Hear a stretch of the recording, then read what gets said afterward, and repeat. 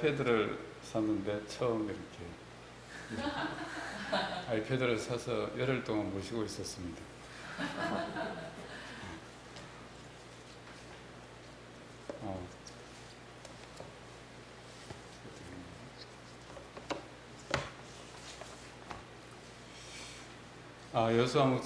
여수아 형제님 특송 감사합니다. 우리 모임에 아주 귀한 가수가 있으셔서 또 제가 여수아 형제님 작사하시고 저희가 자기 마음을 표현하는 데 있어서 굉장히 연사가 많으신 것 같습니다. 무엇보다 아직 제가 처음 직장생활 시작할 때보다 더 젊은데 그 나이인데 그 나이에 이렇게 말씀에 대해서 저렇게 깊이 은혜를 받고 하나님께서 굉장히 사랑하시는 형제로 생각이 됩니다. 오늘 말씀은 마태복음 6장 산상보훈의 일부입니다. 요절을 다 같이 읽어보겠습니다. 시작. 그러므로 너희는 먼저 그의 나라와 그의 의를 구하라. 그리하면 이 모든 것을 너희에게 더하시리라. 네, 제가 기도하고 시작하도록 하겠습니다. 하나님 아버지, 저희 아름다운 이곳에서 수양회를 할 수 있도록 허락하셔서 감사합니다. 부족한 저희니 마태복음 말씀을 전하게 되었는데 주님께서 친히 이 자리에 임하셔서 저희 한 사람 한 사람에게 말씀을 허락하여 주시기를 기도합니다. 감사드리며 예수 그리스도 이름으로 기도드렸습니다. 아멘. 마태복음 5장에서 7장은 제자들을 대상으로 하나님께서 전하신 산상보훈이라고 불리는 메시지입니다. 5장에서는 팔복 메시지와 세상의 빛과 소금이 되는 의로운 삶에 대해 말씀하셨습니다. 예수님께서 말씀하신 의로운 삶은 가난한 심령, 애통하는 마음, 온유한 마음, 의에 대한 갈망, 또 긍휼히 여기는 마음, 청결한 마음, 피스메이커 등의 삶입니다. 이런 것들은 말과 행동, 즉 외적인 행위에 의가 있다고 하나님의 의가 있다고 믿던 당시에 율법적인 종교 지도자들의 가르침과는 아주 대조적으로 말과 행위에 내면에 있는 동기와 진실한 마음에 초점을 맞추고 있습니다. 당시로서는 이 팔복이 상당히 그 당시에 일반적인 사고를 깨트리는 혁신적인 복에 대한 정의라고 생각이 됩니다. 그리고 예수님께서 블레시드 앗 이렇게 말씀하실 때 심령이 가난한 사람의 그 상태 자체가 복이 있다고 말씀을 하십니다. 이미 복을 받고 있는 거죠. 저희 복의 근원의 이유가 마음의 내적인 동기에 있다고 말씀하시면서 그 뒤에 오늘 말씀까지 쭉 이어지고 있습니다. 6장 19절 20절에서 예수님은 스스로를 위해 보물을 땅에 쌓아두는 인생을 경고하십니다. 21절을 다 같이 읽어보겠습니다. 시작.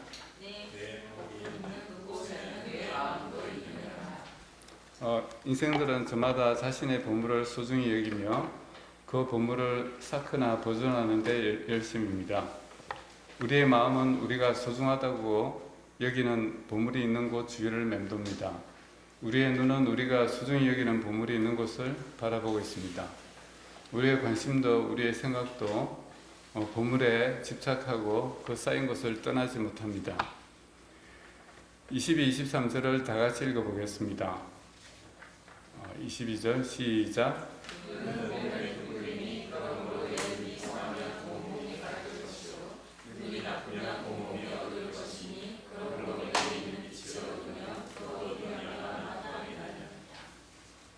보물에 대해서 말씀을 하시다가 몸의 등불인 눈에 대해서 말씀을 하시는 걸 보아서 이 두 가지가 연결이 되는 것으로 생각이 됩니다. 언젠가 사무실에 젊은 여직원들이 결혼을 안 하고 있는 것이 안타까워서 사무실에 있는 젊은 변리사들하고 식사를 하면서 우리 사무실의 여직원들이 다들 성실하고 괜찮지 않느냐 이렇게 말을 했습니다. 그랬더니 그 세 사람이 처음에 저는 농담하는 줄 알았는데 진짜로 우리 사무실에 여자가 어디 있어요? 이렇게 없습니다. 우리 사무실에 여자가 없습니다. 이렇게 얘기를 하더라고요. 그래서 제가 굉장히 제가 보기엔 되게 참하고 성실하고 또 요즘 보기 드물게 굉장히 내실 있는 아가씨들인데 전혀 눈에 들어오지 않는구나 놀란 적이 있습니다. 제가 젊은 시절에는 매일같이 저는 강남역 1번 출구로 한 5년 동안 나가서 열심히 걸어 다녔는데 강남역 1번 출구 근처에는 미인들만 있는 줄 알았습니다. 나가서 보는 여자들마다 전부 다 굉장히 우리나라에서 보기 드물게 집 근처에서는 볼 수 없는, 특히 집에서는 볼 수 없는 미인들이 굉장히 많이 있더라고요. 그래서 근데 나이가 들어서 어느 날 일본 출구로 나가서 딱 걸어 나가는데 갑자기 그 호르몬이 바뀌면서 말짱하게 다 보이더라고요. 그래서 사실은 강남역 1번 출구 근처에는 굉장히 많은 남자들도 있고 여자들도 있고 나이 든 여자도 있고 이쁘지 않은 여자들도 있는데 제가 젊었을 때는 딱 그 중에 젊고 예쁜 여자 몇 사람만 눈에 보이고 나머지는 아예 안 보이는 겁니다. 그러니까 제가 저만 그런 줄 알았는데 사람들이 다 그렇더라고요. 그래서 젊은 남자들한테 물어보면은 제가 시험도 해봤습니다. 지나가면서 여기 이쁜 여자들 많네. 그러면 그러네요. 이렇게 하는데 나머지 사람들은 아예 보이지도 않습니다. 없는 거죠, 아예. 그래서 그 사람의 눈이 굉장히 지능적입니다. 그래서 여러분들이 카메라로 사진을 찍을 때 너무 풍경이 멋있어서 찍었는데 실제로 카메라로 들여다보면 자기 마음을 표현하려고 하면 상당히 많이 조작을 해야 되죠. 잘라내고. 사람 눈은 넓게 보지만 자기가 보고 싶은 것만 딱 봅니다. 그래서 우리 눈은 정직하지 않고 자기가 보고 싶은 것만 보여주고 나머지는 가려버립니다. 우리가 땅의 보물에 마음을 두고 있을 때 하늘의 보물을 볼 수가 없습니다. 이러한 점에서 우리의 보물에 대한 관심은 몸의 등불입니다.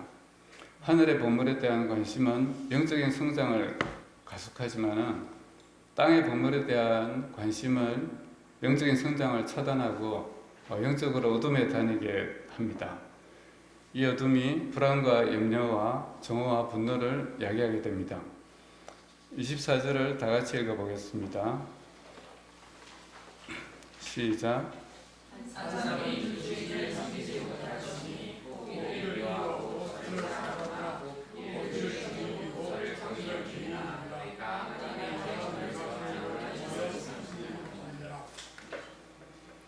우리는 우리 마음이 어떤 주인을 섬기고 있는지 내면을 살피는 깨어있는 삶을 살아야겠습니다. 24절 말씀에서 예수님은 우리 마음의 주인이 언제나 하나라고 하십니다. 우리 마음의 주인이 둘이 될 수가 없다는 것을 육신을 입으신 예수님이 너무 잘 알고 계십니다. 그래서 한꺼풀 외식을 벗기고 가치 판단 상황에서 자신이 어떤 걸 선택하는지 돌아보면 금방 자기가 모시는 주인이 누군지 스스로 알 수 있습니다. 다음으로 예수님께서는 염려에 대해 말씀하십니다. 제가 어릴 때 심취했던 쇼펜하우어는 염려의 대상에 대해서 두 가지 기준에 따라 분류를 했습니다. 하나는 그 사건이 일어날지 않을지, 일어날 것이 확실한지 여부, 또 하나는 언제 일어날지 그 시기가 확실한지 여부에 따라서 나눕니다. 그래서 기말고사 같이 확실히 일어나고 언제 일어날지도 아는 사건이 있죠. 그거에 대한 염려가 있습니다. 주사 맞으려고 줄 서서 기다리는 불안 같은 거죠. 그리고 죽음과 같이 확실히 일어나지만 언제 일어날지 아무도 모르는 사건들이 있습니다. 또 자연재해와 같이 일어날지 안 일어날지도 모르고 언제 일어날지도 모르는 황당한 염려가 있습니다. 근데 굉장히 많은 사람들이 언제 일어날지도 모르고 일어날지 안 일어날지도 모르는 자연재해, 지진 이런 거에 대한 두려움을 굉장히 많이 가지고 있습니다. 그리고 일어날 수 있는 시기는 알지만 일어날지 말지가 알 수가 없는 그런 사건도 있습니다. 예를 들면 다음 달에 발표하는 과제 평가 결과 같은 거죠. 떨어지면 큰일 나는데 이렇게 염려를 하게 됩니다. 예수님께서는 염려의 대상이 추구하는 가치에 초점을 맞춰서 염려의 대상, 우리가 염려하는 대상이 추구하는 가치가 뭐냐, 그거에 따라서 예수님답게 상당히 고차원적으로 염려의 대상을 나눕니다. 그래서 염려의 대상이 추구하는 가치를 목숨을 위하여 무엇을 먹을까 마실까, 이 목숨이 라이프입니다. 라이프라고 하는 것과 그 다음에 바디인데 몸을 위하여 무엇을 입을까, 이거에 대해서 나누고, 우리가 염려하는 것은 몸과 마음을 염려하는 게 아니죠. 몸을 염려하는 게 아니고 목숨을 염려하는 게 아니고, 저희가 염려하는 것은 먹을 것, 마실 것, 입을 것을 염려를 하죠. 그거를 딱 나눠서 이렇게 말씀을 하십니다. 그래서 인생이 추구하는 가치 중에 예수님께서 말씀하시는 목숨, 생명이라고 하는 것은 제 생각에 저희가 살면서 스스로의 존재, 남하고 상관없이 내가 즐거운 것, 내가 가지고 싶은 것, 내가 향유하고 싶은 것에 대한 가치로 생각이 됩니다. 이러한 생명을 위한 염려의 대상으로 요즘 시대에는 제가 많이 염려하는 건강, 권력, 스스로 즐겁게 하는 지식, 또 영화, 게임 같은 야동, 이런 개인적으로 즐거운 콘텐츠 같은 또 여행, 이런 것이 될 수 있을 것 같습니다. 또 다른 가치인 몸은 확대하자면 타인이 보는 객관적 자아의 가치로 생각이 됩니다. 다른 사람 눈에 비친 자기 모습이죠. 요즘 젊은이들은 이런 몸을 위한 염려를 굉장히 많이 합니다. 이러한 몸을 위해 염려의 대상은 미용, 성형을 통해 추구하는 미모, 그죠? 자기 얼굴에 대한 관심이 굉장히 많습니다. 그리고 피트니스, 몸 만들기, 이런 걸 통해서 남들에게 보이는 외모, 물론 입는 것도 포함이 됩니다만, 그리고 좀 더 확대를 하면 사회적인 지위, 또 권력, 다른 사람으로부터 인정, 또 대중적인 인기, 정치 권력, 이런 것이 될 수 있을 것 같습니다. 예수님께서 이 몸을 위한 영광으로 솔로몬을 열어들고 있습니다. 그런 남들이 보기에 가장 대단한 걸 달성한 사람이 솔로몬이었던 것 같습니다. 요즘 우리나라에서 대표적인 염려의 대상으로는 부동산을 꼽을 수 있겠습니다. 부동산은 개인적인 라이프를 위한 안정의 상징이고, 또 몸의 측면에서는 그 사람의 사회적 계급을 대표합니다. 그 사람이 사는 동네가 어디냐에 따라서, 요즘은 제가 비즈니스를 하면서 사람들을 만나면 한 60대 전후로 돼 있는 사장님들은 저한테 이제 빠지지 않고 물어보는 게 댁이 어디세요? 이렇게 물어봅니다.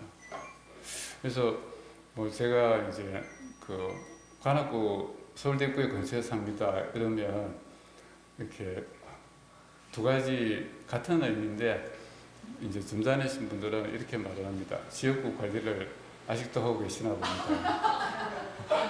언제 출마하시죠? 이렇게 말씀을 하시고, 또 어떤 분들은 그 동네를 아직 못 벗어나셨군요. 이렇게 말을 합니다. 그래서 그게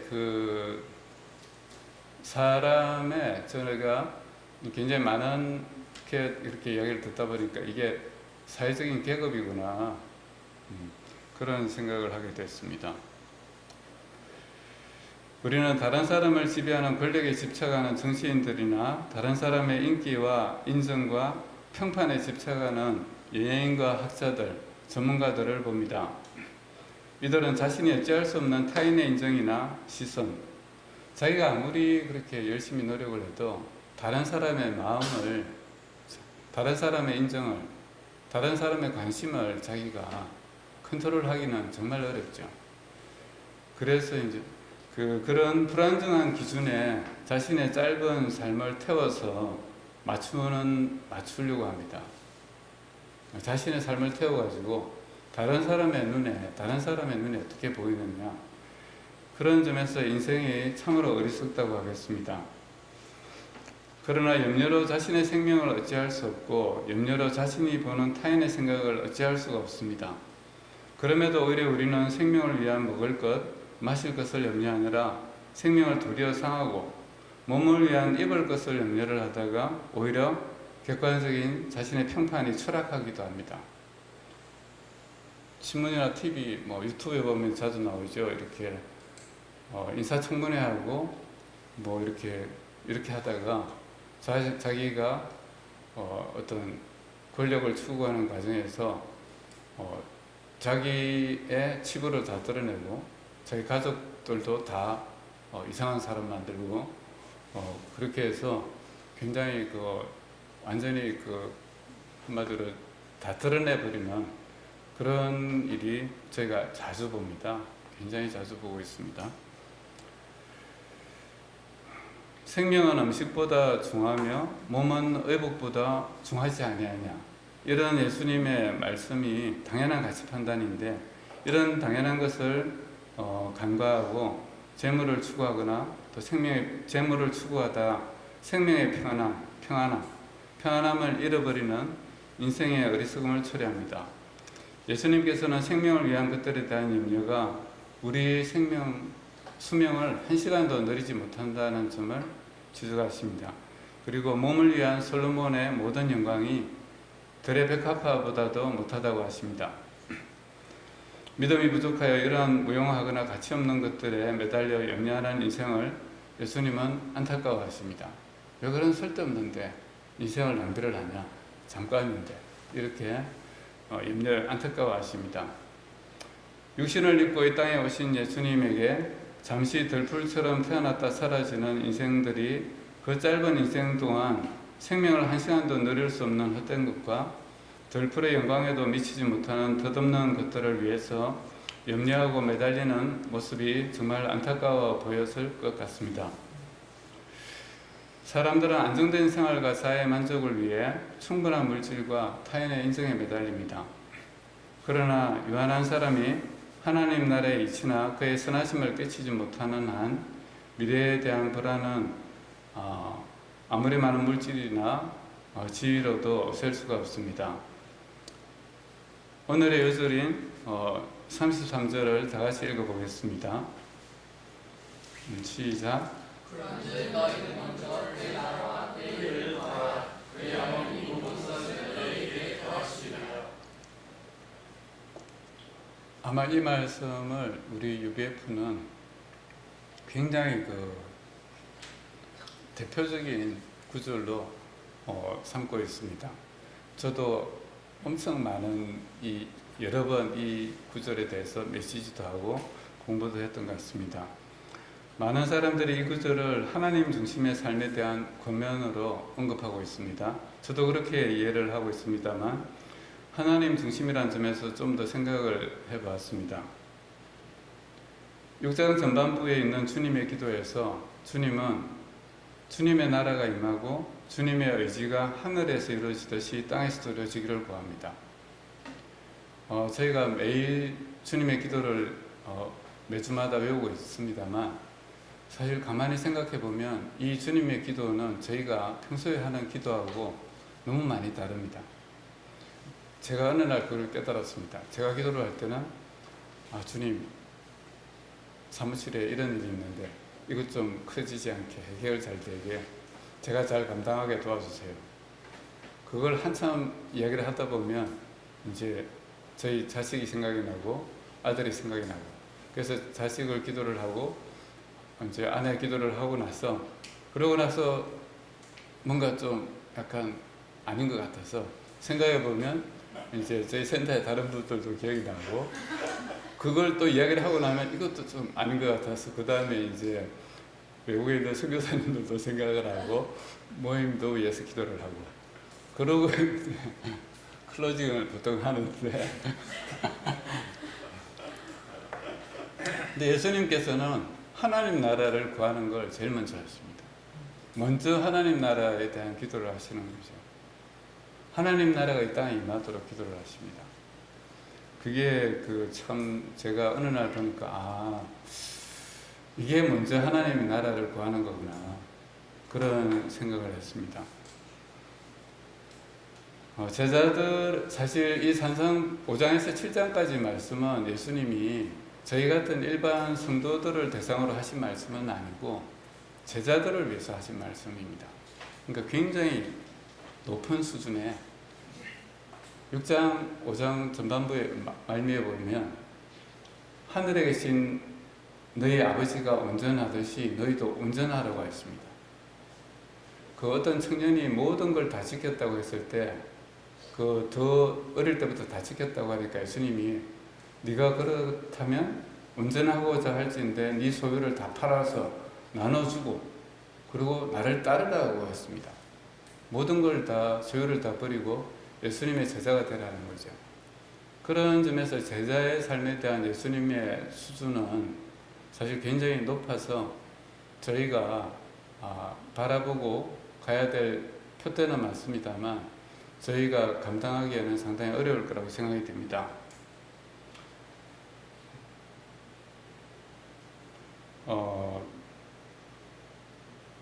제자들은 스스로를 위해서 기도하기 전에 먼저 주님의 나라가 이 땅에서 이루어지기를 기도해야 합니다. 인본주의적인 지배가 사라지고 주님의 완전한 통치가 이 땅에서 편만하도록, 내면에서 편만하도록 기도해야 합니다. 자신의 내면에서 염려를 걷어내고 하나님의 의로우심과 선하심을 믿고 그를 바라보는 지혜에 기초해서, 지식에 기초해서 자신의 내면에서 하나님의 나라가 임하도록 기도해야 됩니다. 5장 48절에서 예수님은 하나님의 온전하심, 의로우심을 언급합니다. 여기서 온전함이라고 하는 단어는 원어로 텔리오스라고 한다는데 존재가 그 존재의 목적에 부합하도록 실행되는 상태입니다. 그러니까 5장 45절에서 이러한 하나님의 온전하심, 이게 하나님의 의인데 이 의에 대해서 하나님께서는 악인과 선인에게 동일하게 해를 비추시고 의로운 자와 불의한 자에게 동일하게 비를 내리시는 것으로 표현되어 있습니다. 이거에 대해서 우리가 깊이 생각해 봐야 되겠습니다. 이 말씀이 어느 뒤에 나오느냐면 원수를 사랑하라. 너희가 너희를 사랑하는 사람만 사랑하면 남들하고 뭐가 다르냐. 제자들에게 하는 말씀이죠. 원수를 사랑해라. 그리고 또 저희가 굉장히 감당하기 힘든 그런 여러 가지 말씀을 하시죠. 근데 그게 저희가 저희를 사랑하는 사람만 사랑한다면 하나님이 선한 자에게만 비를 내리고 해를 비추시겠죠. 근데 하나님은 그러시지 않으십니다. 그래서 사람은 자신을 사랑하는 자를 사랑하고 원수를 미워하지만 창조의 목적은 그렇지 않다는 걸 알 수 있습니다. 저희가 하나님의 의와 온전함을 배우고자 한다면 자식을 사랑하듯 원수도 사랑해야 되고 사랑하는 자를 사랑하듯 자기를 박해하는 원수를 사랑해야 됩니다. 제자의 길은 이와 같이 일반적인 사람들의 한계를 뛰어넘는 것을 요구합니다. 하나님 나라에서는 선인과 악인에게 해를 비추듯 선인이든 악인이든 성실하게 재물을 관리하는 자가 부자가 됩니다. 이 세상에서 악인들이 부자가 되는 것이 하나도 이상할 것이 없는 거죠. 왜냐하면 하나님은 선인과 악인에게 똑같이 해를 비춥니다. 악인일지라도 성실하게 관리를 하면 부자가 되고 지위가 높은 사람이 될 수 있습니다. 그래서 하나님은 공의로우신 거죠.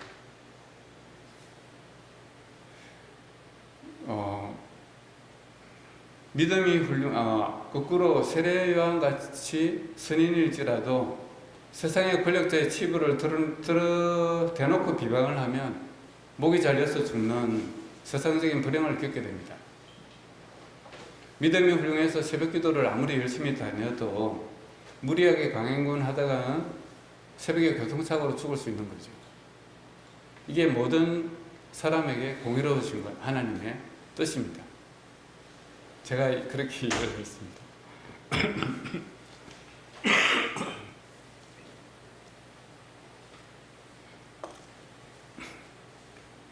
이와 같이 하나님의 온전함 안에서는 선인이든 악인이든 동일한 인과관계가 동일하게 실행이 되고 신앙인에게도 예외는 없다고 생각이 됩니다.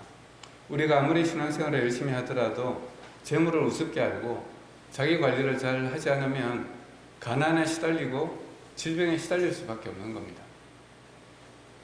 이러한 점에서 먼저 그의 나라와 의를 구하는 삶은 신앙생활에 매달려 가정을 내팽개치거나 재물을 멀리하거나 건강을 상하게 하는 것과는 거리가 있다고 생각이 됩니다.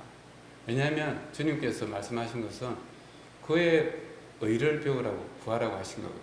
먼저 그의 나라를, 그리고 하나님의 나라는 그런 나라가 아니죠. 그런 나라가 아니기 때문에 거리가 있다고 생각이 듭니다. 먼저 그의 나라와 의를 구하는 삶은 하나님의 의로우심과 온전함, 하나님을 아는 지식에서 성장을 추구하는 삶입니다. 이에 기초해서 자신의 삶에서 세상의 염려로부터 자유하고 하나님의 통치하심을 통찰하고 자신에게 주어지고 허락된 것들을 감사하게 인정합니다. 그리고 하나님의 통치하심에 쓰임 받도록 자신의 삶을 잘 경영해야 되겠습니다. 이를 위해서 매일의 기도에서 우리는 자신의 욕심과 보물을 구하기보다 먼저 하나님의 나라와 그의 온전하심이 이 땅에 편만하기를 구해야 합니다. 34절에서 예수님께서는 내일을 염려하지 말라고 하십니다. 그 이유가 영어로 보면 Each day has enough trouble of its own입니다. 이 말은 인생의 매일매일마다 감당하기에 충분히 힘들 만큼 고난이 있다는 겁니다. 내일은 고난이 없는 날이 오기를 기대를 하지만 인생의 매일마다 충분히 고난이 있습니다. 많은 사람들이 아직 닥치지 않았거나 언제 닥칠지도 모르는 불행을 미리 염려하는 게 예수님이 보기에 안 그래도 힘든 인생에서 있지도 않은 내일 할 걸 미리 당겨서 이렇게 가부를 받아서 쓰는 거하고 똑같은 겁니다. 불행을 가불해서 이제 괴로워하는 거죠. 그래서 사실은 언제 일어날지 모르고 일어날지 안 일어날지도 모르는 것을 염려하는 것은 정말 사람의 예수님 같이 어떤 절대자의 눈에서 보기에 참으로 안타까운 거죠. 저렇게 스스로 고통을 만들어서 사는구나. 이렇게 생각하시면서 안타까워하시는 마음이 이 구절에서 느껴집니다. 저는 젊어서는 최고의 특허사무소를 만들겠다는 목표를 가지고 매달렸습니다. 1대1도 꾸준히 하고 말씀의 진전도 있었지만 아주 더디고 은혜도 가끔이었습니다. 제가 가진 한계를 인정하고 내려놓았을 때 전에 보이지 않던 것들이 눈에 들어왔습니다. 가장 큰 변화는 제가 말을 했을 때 상대방의 반응을 살필 수 있게 되었습니다. 원래 저는 완전 일방적이라서 제가 말을 할 때 상대방 반응을 거의 신경을 안 씁니다. 근데 이제 조금 그게 좋아지고 있습니다. 목표의 성취와 관리만이 중요하다고 생각했는데 사람의 기분을 상하지 않게 하는 것이 중요하다는 것도 배우게 되었습니다. 집사람의 말을 이해할 수 있게 되었고 헤아릴 수 있게 되었고 참으로 제가 복이 많은 사람이라는 것도 알게 되었습니다. 무엇보다 말씀이 깊이 들어왔습니다. 부분 이해되고 얻었던 말씀들이 전체적인 맥락으로 이해가 될 수 있게 되었습니다. 여전히 부족합니다만 이런 것들을 통해서 하나님의 나라가 일상의 삶에서 보이게 되고 제가 하는 일과 제 내면에서 하나님의 나라를 소망하게 됩니다. 저희 모임이 이러한 하나님의 나라와 의를 구하는 모임이 되기를 기도합니다. 아멘. 좋은 대학을 나온 자나 그렇지 않은 자, 우수한 자와 그렇지 못한 자, 또 선한 자와 악한 자를 차별하지 않고 비를 내리고 해를 비추는 모임이 되기를 기도합니다. 아멘. 이를 통해서 우리 모임이 세상 염려에서 자유하고 하나님의 지식에서 성장해서 몸을 위한 것과 생명을 위한 것들에서 모두 몸을 위한 것과 생명을 위한 것들에서도 모두 풍성해지고 풍성해지기를 소원합니다. 아멘. 감사합니다. 제가 간단히 기도하고 마무리하겠습니다. 하나님 아버지, 저희가 오늘 말씀 통해서 예수님의 마음을 헤아리도록 시간을 주신 것을 감사합니다. 저희가 예수님께서 저희를 사랑하셔서 주시는 하나님의 나라와 의에 대해서 이번 수양을 통해서 말씀을 통해서 깊이 고민하고 성장할 수 있기를 기도합니다. 감사드리며 예수 그리스도의 이름으로 기도드렸습니다. 아멘.